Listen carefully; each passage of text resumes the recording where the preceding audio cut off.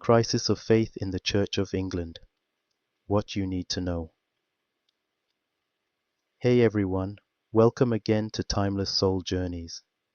In this video, we will be diving into a really interesting topic that's stirring up some big discussions in the UK and some parts of the world. Have you heard that the Church of England might be dropping the word church from some of their language and activities? Yeah, it sounds wild or strange, right? But there's more to this story than meets the eye. Let me break it down so you can see what's really going on. So, here's the deal. Over the past few years, the Church of England has been making some changes. They've started using words like community instead of church when talking about new groups and worship activities. Why? Well, they're trying to connect with more people and make these groups sound more modern and inclusive. The idea is that they are now seeing the word church to be a bit old-fashioned or exclusive to some people. For example, when the church talks about starting a new congregation, they might say new worshiping community instead of new church.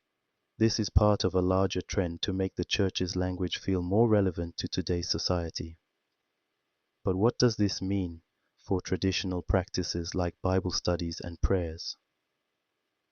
Don't worry, they're not disappearing. The changes in language are mostly about new projects and groups, not about getting rid of what people already love.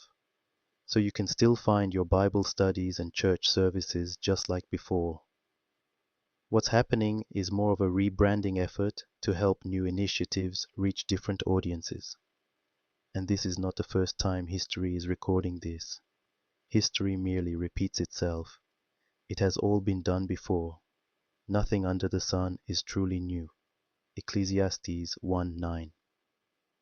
Another important part of this story is the push for inclusivity. The Church of England has been looking at how it can update some of its language to be more inclusive, not just in everyday talk, but also in religious texts. This includes possibly changing some words in the Bible to make it more gender neutral, or to avoid terms that might feel outdated or exclusive. For example, in some versions of the Bible, words like mankind might be changed to humankind to include everyone. This is all part of an effort to make sure everyone feels welcome and represented. But it's also something that sparked a lot of debate. Of course, not everyone is on board with these changes. Some people worry that moving away from traditional language could weaken the Church's core messages or make it harder to stay connected to its roots. This debate is ongoing, and it's something we'll likely hear more about as these changes continue to develop.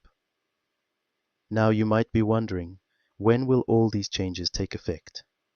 Well, some of these language shifts have already started happening in recent years, especially with new projects and groups. But the conversation about updating religious texts and making the Bible more inclusive is still evolving. So we'll have to keep an eye on how this plays out over the next few years. So there you have it, a quick look at how the Church of England is changing its language to stay modern and inclusive, and what that might mean for the future. What do you think about these changes? Are they a good way to connect with more people? Or do you think it's moving too far from tradition? Let us know in the comments below. Don't forget to like, subscribe, and hit the bell so you don't miss our next video. I'll be keeping you updated on all the latest developments. Thanks for watching, and see you next time.